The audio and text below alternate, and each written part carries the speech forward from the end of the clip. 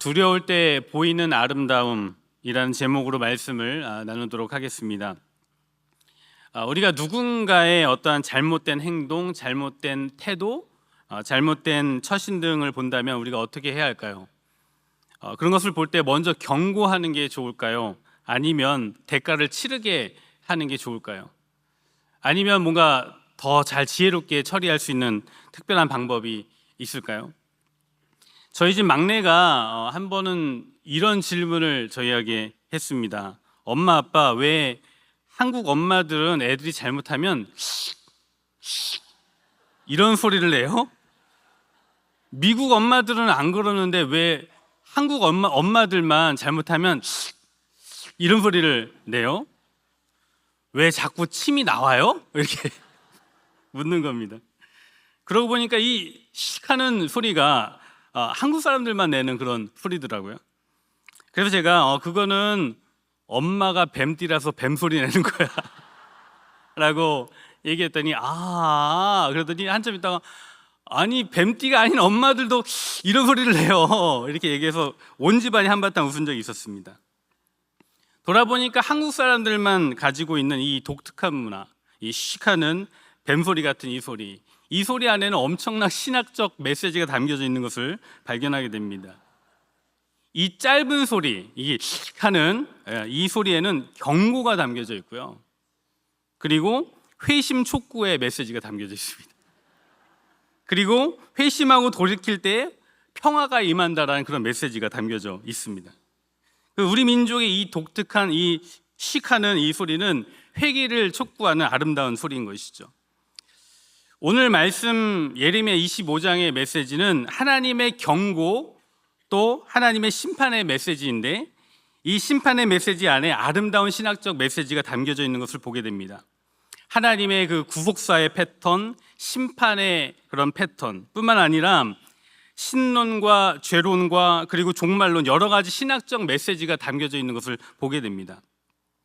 먼저 오늘 말씀 25장 전체의 그런 전개되는 내용 구조를 한번 좀 보면서 하나님의 그 역사의 패턴을 한번 봤으면 좋겠는데 25장 우리 큐티를 쭉 해왔지만 큐티의 내용들을 좀 보면서 25장의 내용을 보면요 1절부터 7절까지는 유다의 범죄에 대해서 이야기하고 8절에서 11절은 바벨론을 통한 유다의 심판, 그리고 12절에서 14절은 바벨론 심판, 그리고 15절부터 29절까지는 유다와 그 주변의 이웃 나라들에게 임할 진노의 잔에 대해서 말씀하십니다. 그리고 오늘 우리가 읽었지만 30절에서 31절은 거룩한 처소에서 시작되는 심판, 32절에서 38절까지는 온 땅에 재앙이 임할 것이다 라는 그런 메시지가 이렇게 담겨져 있습니다. 이런 내용으로 스토리가 전개되는데요. 분석해 보면 유다로부터 시작된 심판, 그것이 바벨론과 이웃 나라들과 온 땅으로 이렇게 펼쳐져가는 그 심판의 역사의 그 패턴들을 보게 되는데 이게 나선형 구조라고 이렇게 부릅니다. 하나의 그 신학적 큰 그림을 나선형으로 보여지고 있는 것이죠. 반대로 이 나선형 모양의 이 패턴은 성경에서 심판의 영역에서만 나오는 것이 아니라 우리를 구원하시는 구속사에도 이 비슷한 패턴이 똑같은 패턴이 나옵니다. 그래서 창세기 12장 2절 3절부터 12장 2절 3절을 보면 아브라함의 그런 이야기가 나오는데 이렇게 말씀하고 있잖아요. 내가 너로 큰 민족을 이루고 내게 복을 주어 내 이름을 창대하게 하리니 너는 복이 될지라. 너를 축복하는 자에게는 내가 복을 내리고 너를 저주하는 자에게는 내가 저주하리니 땅의 모든 족속이 너로 말미암아 복을 얻을 것이라. 그러니까 복이 아브라함으로부터 시작이 돼서 가나안 땅과 그리고 온 민족이 퍼져나가는 그 구속의 역사들을 이야기하고 있고, 사도행전 1장 8절에서도 보면 오직 성령이 너희에게 임하시면 예루살렘과 온 유대와 사마리아와 땅끝까지 이르러 내 증인이 될 것이다. 여기서도 구원의 복음이 나선형으로 한 점에서 시작해서 땅끝으로 막 퍼져나가는 그 하나님의 역사들을 이야기하고 있는 것이죠. 이처럼 심판도 그리고 구원도 나선형의 패턴을 가지고 펼쳐나가는데 이것이 바로 하나님이 일하시는 방식이라는 것입니다. 그래서 지금 우리가 복음을 소유하고 지금 살아가고 있는 이 이유는 이 하나님의 구속사의 패턴이 이스라엘로부터 시작돼서 전 세계로 뻗어나가서 땅끝에 있는 우리에게 복음이 전해진 것이 아니겠습니까? 여러분들 삶 가운데서도 하나님의 축복이 여러분들의 가정을 통하여 전 세계로, 온 세계로 뻗어나간 놀라운 역사가 있기를 주님의 이름으로 축복합니다. 오늘 본문 유다로 시작해서 온 땅과 민족으로 심판의 역사가 펼쳐나가는데, 이것이 이제 하나님이 일하시는 방식인데, 여기서 우리가 발견하는 것은 뭐냐면 하나님이 누구신가라는 것입니다. 이 아침부터 이제 교리적인 내용들을 다뤄서 여러분들이 아마 혼수 상태에 빠지실 수도 있겠지만, 이 교리적인 내용들을 잘 깊이 들어보면, 집중하여 들어보면 그 안에 하나님의 아름다운 보석들이 담겨져 있는 것을 발견하게 되실 것입니다. 우리 하나님이 어떠한 분이신가? 첫 번째는 하나님은 지고지신하신 하나님이시다라는 것입니다. 지고지신하신 하나님, 이 지고지신이라는 뜻은 가장 높고 가장 신성한 존재라는 그런 뜻입니다. 영어로는 God is the most high and holy God 이라는 그런 표현으로 말할 수 있죠. 오늘 말씀 30절을 보시면 지고지신하신 하나님의 속성을 볼 수 있는데, 30절을 다시 한번 좀 읽어보도록 하겠습니다. 읽겠습니다. 시작. 그러므로 너는 그들에게 이 모든 말로 예언하여 이르기를, 여호와께서 높은 데서 포효하시고 그의 거룩한 처소에서 소리를 내시며. 자, 여기까지 이렇게 되어 있는데요, 여기에서 높은 데서, 거룩한 처소에서라는 것은 하나님의 속성 중 초월성, 거룩성에 대한 그런 표현입니다. 하나님은 초월적인 하나님이시죠. 모든 것을 아시고 모든 것을 하실 수 있으실 뿐만 아니라 온 우주의 모든 것을 주관하시고 통치하시는 하나님이십니다. 그러므로 어떤 피조물도 하나님의 뜻을 거역할 수 없는 절대 주권을 가지신 하나님이십니다. 그래서 높은 데서라는 것은 하나님의 절대적 권위를 이야기하는 것이고, 그 절대적 권위가 온 우주의 질서이고 온 우주의 원리임을 말하고 있는 겁니다. 따라서 하나님은 인간이나 세상의 어떤 것으로부터 제한을 받지 않으시고 시간과 공간을 초월하셔서 세상의 어떤 피조물과도 비교할 수 없는 완전한 지혜와 능력을 가지신 하나님이시라는 것입니다. 믿으십니까? 이게 하나님의 초월성이에요.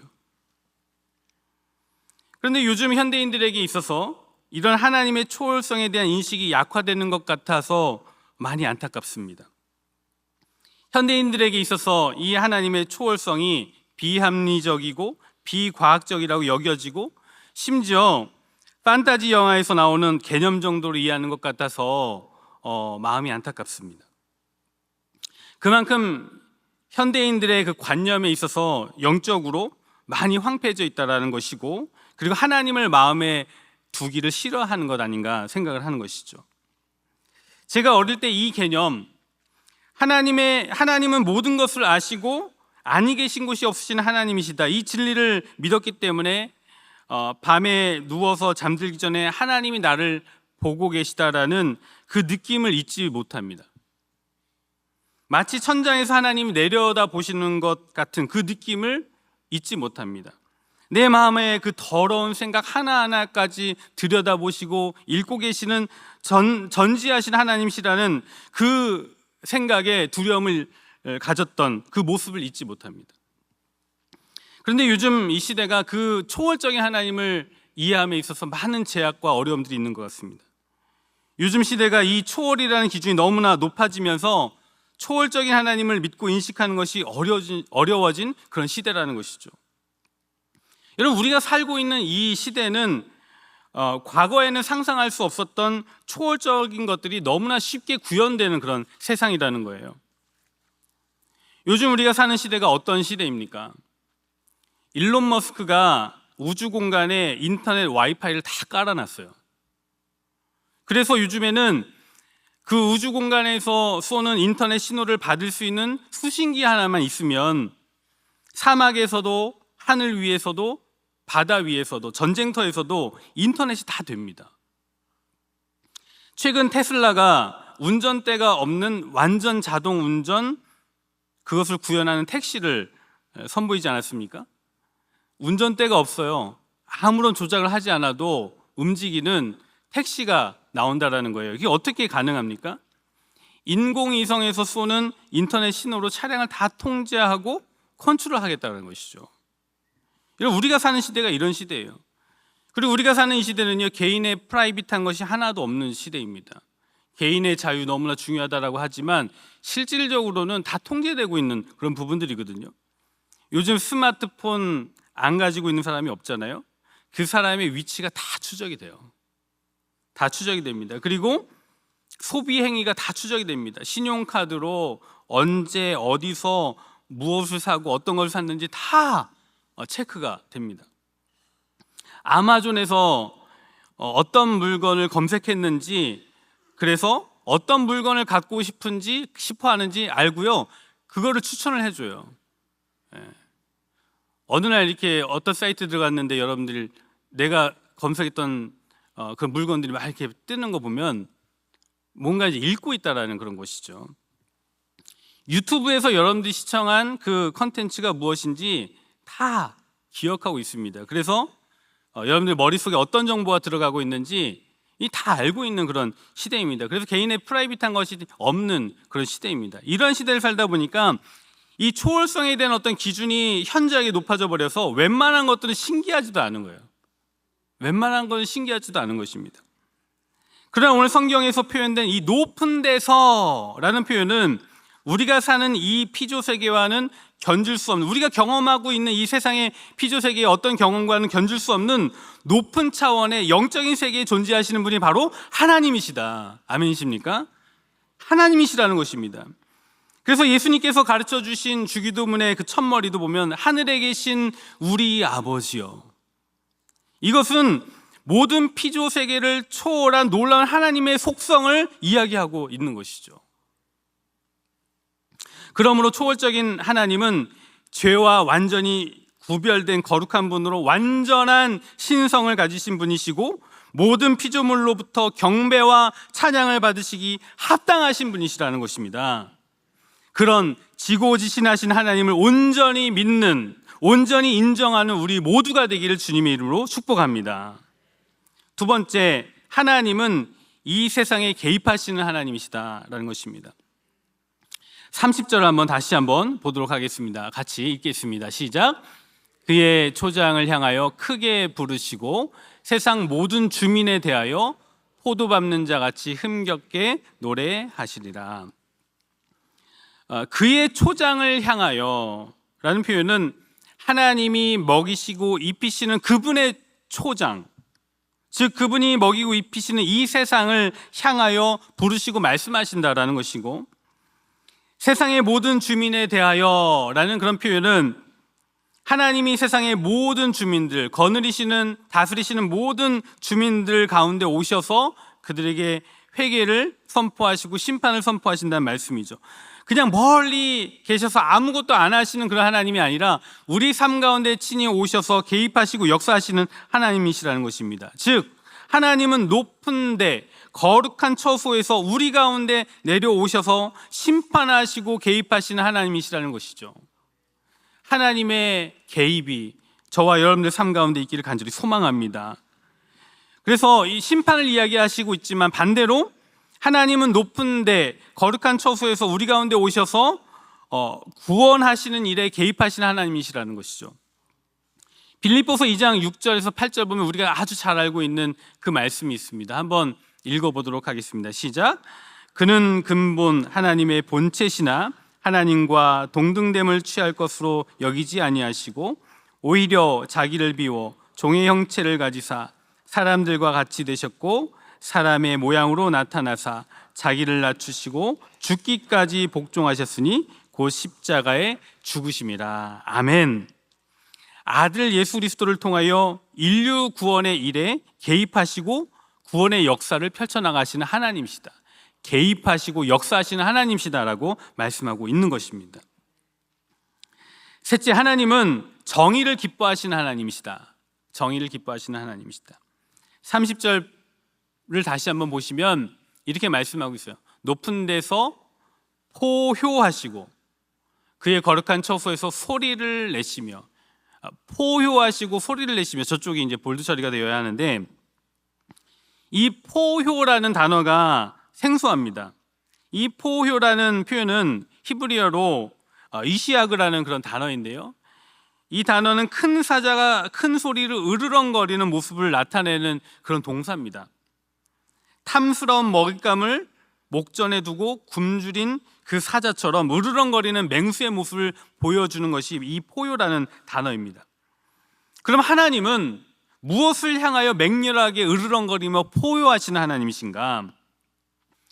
그 다음 구절 31절 보시면 이렇게 말씀하고 있죠. 요란한 소리가 땅끝까지 이름은 여호와께서 뭇 민족과 다투시며 모든 육체를 심판하시며 악인을 칼에 내어 주셨습니다. 이 말씀을 볼 때 여기서 이 포효하시고라는 표현은 심판을 향한 포효입니다. 심판을 향한, 즉 정의를 향하여 으르렁거리며 포효하시는 맹렬하신 하나님이시다라고 말씀하고 있는 거예요. 그러니까 하나님이 정의를 사랑하시는 거예요. 정의 구현을 위하여 포효하시는 하나님이시라는 것입니다. 하나님이 얼마나 정의를 사랑하시는가, 30절 하반절에 보니까 이렇게 표현되어 있어요. 정말 재미있는 표현인데, 세상의 모든 주민에 대하여 포도 밟는 자 같이 흥겹게 노래하시리라. 하나님이 뭐에 대해서 그렇게 흥겹게 노래하시는가? 하나님은 불의와 죄악을 심판하시고 정의가 실현되는 것을 보면서 너무나 기뻐서 흥겨워서 노래하고 덩실덩실 춤을 추신다라는 것입니다. 그만큼 하나님은 정의를 사랑하시는 하나님이시다라는 것입니다. 하나님은 분명 죄에 대해서 반드시 심판하시는 정의 하나님이십니다. 하나님의 심판에는 예외가 없어요. 목사도, 장로도, 권사도, 세상에 지위가 있는 사람도, 높은 사람이나 낮은 사람이나 상관없이 하나님은 심판의 하나님으로 심판에 어느 누구도 예외가 없다라는 것입니다. 그렇다면 세상 가운데 정의 하나님은 어떻게 심판하시는가? 32절에 이렇게 나와 있죠. 32절 우리 같이 읽겠습니다. 시작. 만군의 여호와께서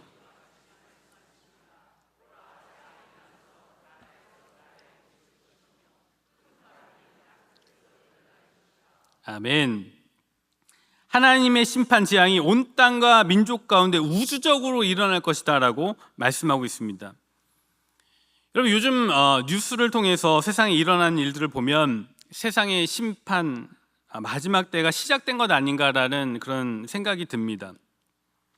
세계 도처에서 전쟁의 소식을 듣게 되죠. 물론 인류 역사 속에 전쟁이 없었던 적이 없지만 문제는 이 전쟁의 바람이 너무 거세다라는 것이고 통제가 되지 않는다라는 것입니다. 우리가 살고 있는 이 미국은 천조국이라는 별명을 가지고 있어요. 국방비로 어마어마한 예산을 쓰고 있죠. 독보적인 군사 강국으로 세계의 질서를 유지하는 경찰 국가라는 별명을 가지고 있습니다. 그래서 미국이 분쟁 지역에 들어가 분쟁을 조정하고 그리고 전쟁을 완화시키는 역할을 해왔지만 요즘 우리가 보는 현상은 어떻습니까? 미국이 더 이상 그 역할을 제대로 하지 못하고 있다는 것이죠. 세계 도처에 일어나고 있는 전쟁을 통제하지 못합니다. 아니, 통제가 되지 않습니다. 여러분, 지금 중동에서 일어나고 있는 전쟁의 소식을 알고 계시지 않습니까? 작년 10월에 하마스와 이스라엘 사이에 전쟁이 일어났죠. 그래서 이스라엘의 수많은 사람들이 사망하고 인질로 끌려가는 그런 비참한 일이 벌어졌는데 이스라엘 군이 그것 때문에 가자 지구에 대규모 공습을 했죠. 그래서 수많은 사람들이 죽고 삶의 터전을 다 잃어버렸습니다. 시간이 지나면 이 문제가 좀 해결되는가 싶었는데 이제는 레바논 헤즈볼라하고 전쟁이 벌어져서 여러분 뉴스에서 보셨잖아요. 삐삐 무전기 이런 데 폭탄을 심어서 터뜨리고 그래서 통신망을 다 끊고 그 행동하는 행동대원들 다 그 관계들 다 연결점들 다 끊어버리고 어마어마한 폭격을 행하지 않았습니까? 그리고 이제는 뭐 이란하고 전면전을 한 해 만에 그러고 있습니다. 제가 이 설교문을 쓰고 오늘 새벽에 오다 보니까 벌써 이스라엘이 이란을 폭격을 했더라고요. 시작이 됐더라고요. 중동 상황이 매우 심각합니다. 미국이 개입하여도 해결이 되지 않습니다. 최근에 그 우크라이나 전쟁에 북한이 1만 2천여 명의 인민군을 파병을 했습니다. 그래서 지금 온 세계가 국제사회가 이 문제로 난리가 났죠. 혹시 이 일로 인해서 세계대전이 일어나는 것 아닌가라는 그런 불안한 그런 기류들이 흐르고 있습니다. 그래서 중동의 판세도 우크라이나의 판세도 세계전쟁의 판세도 예측하기 어려운 그런 상태에 이르고 있는 것이죠. 문제는 어느 누구도 이 부분을 통제할 수 없다는 것입니다. 이런 것을 보면서 우리는 어떤 생각이 드는가? 하나님의 심판, 마지막 때 심판이 시작되는 것 아닌가라는 그런 생각이 드는 것입니다. 그 하나님의 심판이 얼마나 비참한가 33절 이렇게 말씀하고 있어요. 한번 읽어보겠습니다. 33절입니다. 시작. 그날의 여호와에게 죽임을 당한 자가 땅 이 끝에서 땅 저 끝에 미칠 것이나 그들을 위하여 애곡하는 자도 없고 시신을 거두어주는 자도 없고 매장하여 주는 자도 없으리니 그들은 지면에서 분토가 되리로다. 하나님의 심판이 얼마나 비참한지 묘사되고 있습니다. 모든 땅에 죽임을 당한 자들 시신이 널브러져 있게 될 것인데 그 죽음에 대해서 슬퍼해 주는 이도 없고 그 시신을 수습하여 매장해 줄 자도 없는 그런 비참함이 벌어진다라고 말씀하는 거예요. 죽음 당한 자의 시신을 거두어 주는 것, 이것은 어떻게 보면 인간이 받을 수 있는 가장 마지막 배려 아니겠습니까? 최소한의 배려 아니겠습니까? 그런데 하나님의 심판에는 이러한 최소한의 자비조차도 없다라고 말씀합니다. 국제법상 두 나라가 전쟁을 해도 제네바 협약에 따르면 상대방의 시신을 존중해야 된다라고 규정합니다. 그래서 아무리 적군이라 할지라도 시신을 빠르게 수습하고 훼손되지 않도록 처리해 주는 것이 맞다.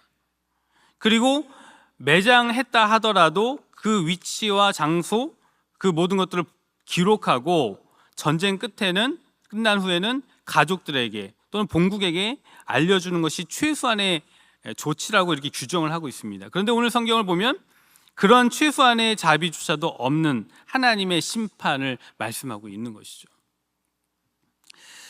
제가 여기까지 이제 설교 원고를 썼는데 그 썼던 시점이 수요일이었습니다. 그리고 설교 진도를 이제 더 많이 나가야 하는데 잘 되지가 않아서 막 전전긍긍하고 있었습니다. 그런데 수요일 오후쯤에 갑자기 제 주변에 머리 아픈 일들이 한두 시간 사이에 막 겹겹이 이제 몰아치기 시작을 했습니다. 교회에서도 이런저런 일들이 일어나고 그리고 가정에서도 해결해야 할 여러 가지 일들이 한꺼번에 막 터지면서 복잡해서 막 머리에 두통이 막 몰려오기 시작했습니다. 그래서 마음에 이제 평안이 다 깨져버린 거예요. 그래서 설교 준비를 할 수가 없는 거예요. 그래서 이게 사탄 마귀가 지금 공격하는 건가? 그런 생각이 들었습니다. 그래도 제가 이제 설교를 해야 되잖아요. 그래서 성경 본문을 봤는데 설교 준비한다고 읽은 본문이 32절, 33절이에요.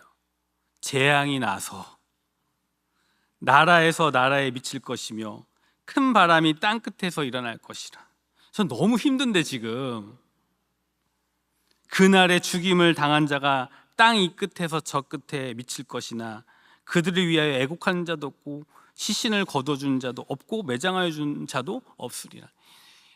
일주일 동안 계속 예레미야를 묵상하며 하나님의 심판의 메시지를 들었는데 한 달 동안 막 이렇게 듣고 있었는데 설교 준비를 해야 되는 그 앞에서 막 복잡한 일들이 막 벌어지는 거예요. 이 설교 말씀을 준비하다가 너무 마음이 답답해지고 힘들어졌습니다. 그래서 그냥 성경을 덮어버렸어요. 이 현실하고 이 말씀하고 너무 매치가 되는 것 같아요. 괴로워서 덮어버렸어요. 시간이 지나고 마음을 정돈하고 그래도 설교를 해야지 싶어서 다시 성경을 펼쳤는데 35절 목자들은 도망할 수 없겠고 양떼 인도자들은 도주할 수 없으리로다. 상황이 힘들어도 목자들은 설교로부터 도망할 수 없대요. 말씀과 내 주변의 상황과 내 마음의 감정이 완전히 뒤엉켜서 수습되지 않는, 마치 세상에 널브러져 있는 시신처럼 그런 상태인데, 그래서 제가요 예배당에 나와서 의자에 그냥 벌러덩 누웠습니다. 누워서 하나님, 저 너무 힘들어요. 죽을 것 같아요. 막 숨이 막힙니다. 하나님, 어떡합니까? 벌러덩 누워버렸습니다. 그리고 한참 시간이 지났나요? 자신의 한계에 부딪히고 두려움의 끝에 다다르니까, 그리고 나의 한계에 직면하니까 하나님이 보이기 시작하는 것입니다. 두려움이 임하니까 하나님을 찾고, 현실이 깜깜하니까 하나님을 찾는 것이죠. 빨리 뭔가 해결해야 한다는 압박과 초조함에 괴로워하고 있는 저 가운데 불현듯 하나님께서 깨닫게 해주신 마음이 있었습니다. 너는 지금 나보다 네가 처한 상황이 더 두렵구나. 그런 마음을 주셨어요. 그러고 보니까 그 두려움 속에 하나님은 온데간데 없고, 나에게 주어진 그 상황에만 두려워하고 있고, 사람의 평가가 두렵고, 처한 경제적 상황이 두렵고, 사역의 압박이 두려운 그 하나님 온데간데 없고 보여지는 것에 두려워하고 있는 저 자신을 발견하게 되는 것입니다. 도무지 헤어나올 수 없는 상황과 환경, 그리고 스스로 그 문제를 해결할 수 없는 두려움과 비참함을 볼 때에, 그래서 하나님 저 너무 힘듭니다, 죽을 것 같습니다 라고 고백할 때 희한한 것은 그 두려움 뒤에 계시는 하나님이 느껴지는 것이죠. 하나님의 아름다우심이라고 말할까요? 온 우주와 내 삶을 통치하시는 하나님, 그분이 너무 커 보이고 위대해 보이는 것입니다. 아름다워 보이는 것입니다. 그 두려움 뒤에 숨겨져 있는 하나님의 아름다움이라고 표현할 수 있을까요?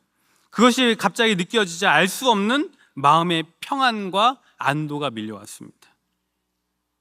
영적인 패닉이 몰려와서 숨이 안 쉬어지는 것 같고, 고통이 몰려와 몸부림칠 때 나를 구원하신 하나님의 아름다움을 보니 그제서야 큰 심호흡이 터지면서 답답함이 풀려지고 평안과 안도의 은혜가 밀려오는 그런 경험을 하게 되었습니다.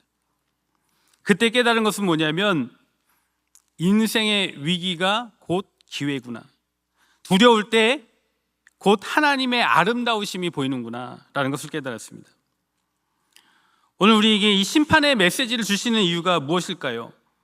온 우주적 심판이 이미 우리에게 주어져 있음을 상기시켜 주시는 이유가 무엇일까요? 너희가 심판받아 죽어야 한다라는 것이 아니라, 심판받아야 할 너희를 내가 십자가에서 이미 구원하였다라는 그런 메시지 아닐까요? 여러분, 두려울 때 그냥 하나님 앞에 있는 그대로 토해내십시오. 힘들 때 하나님 앞에 있는 모습 그대로 나아가십시오. 심판의 메시지가 우리의 한계와 절망을 말하는 것이 아니라 우리가 붙들어야 할 그 십자가를 더 선명하게 해야 된다는 말씀을 우리에게 전하고 있는 것입니다. 오늘도 캄캄한 인생의 벼랑 끝에서 주님만, 주님의 십자가만을 붙들고 나아가는 저와 여러분들 되기를 소망하고, 그 심판의 메시지가 우리로 하여금 절망으로 이끌어가는 것이 아니라 회개와 생명으로 이끌어가는 메시지임을 기억하고 주님 붙들고 나아간 저와 여러분 되기를 간절히 소망합니다.